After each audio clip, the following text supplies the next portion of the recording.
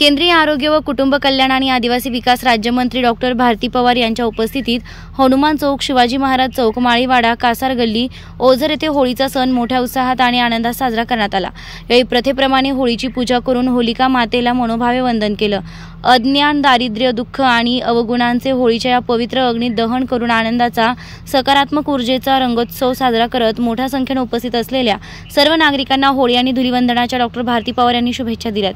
आदी महिला आघाडी व पदाधिकारी तसेच कार्यकर्ते व नागरिक मोठ्या संख्येने उपस्थित होते। आवाज महाराष्ट्र SP न्यूज मुख्य संपादक सतीश परदेशी।